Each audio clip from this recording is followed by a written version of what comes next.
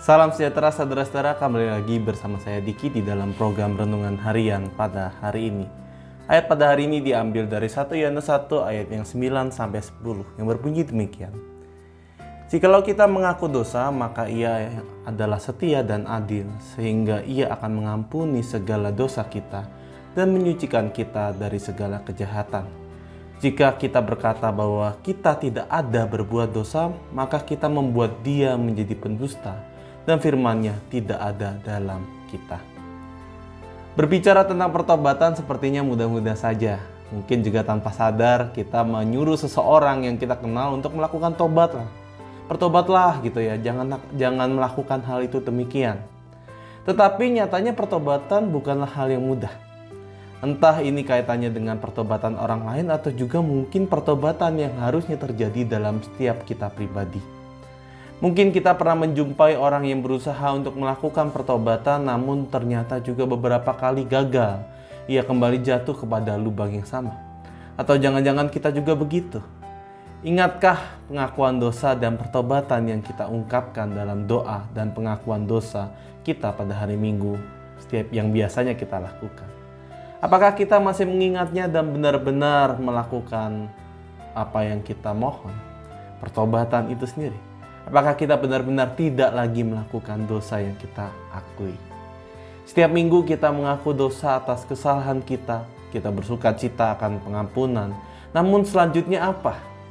Oh iya, balik berbuat dosa lagi gitu ya. Karena kita sudah diampuni, jadi boleh dong berbuat dosa lagi gitu ya. Benarkah hal demikian?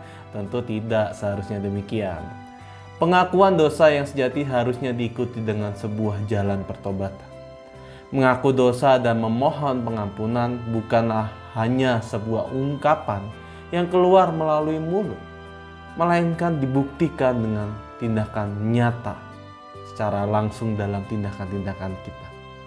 Pengakuan dosa dimulai dari kesadaran akan keberdosaan kita sendiri. Setiap kita sejatinya memiliki dosa kita masing-masing, kesalahan kita masing-masing, baik dilakukan dengan sadar ataupun tidak sadar.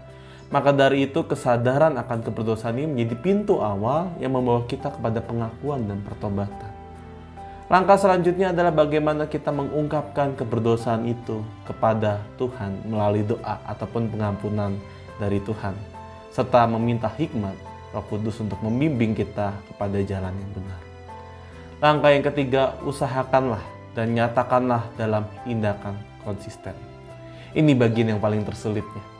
Di dalam proses pertobatan tidak jarang mungkin kita jatuh bangun terasa berat. Karena sejatinya memang dosa seringkali menawarkan hal-hal yang menggiurkan dan nikmat dirasa.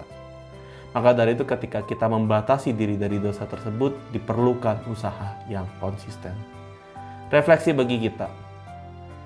Mengaku dosa sejatinya bukan hanya dilakukan setiap minggu.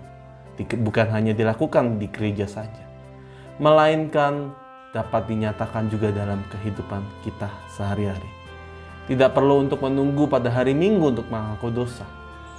Pertanyaan refleksi bagi kita pada hari ini adalah, apakah kita menyadari kelemahan diri kita dan terus untuk mengaku dosa dan berusaha untuk berjalan di jalan yang Tuhan kehendaki.